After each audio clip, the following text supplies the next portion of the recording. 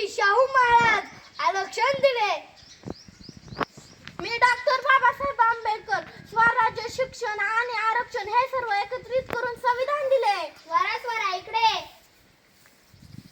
काय बाबा, हे घे तुला सहलीसाठी पैसे. थँक्यू बाबा. मला हे माहीतच नव्हते. संविधानात सांगितल्याप्रमाणे आपण सर्व वागूया.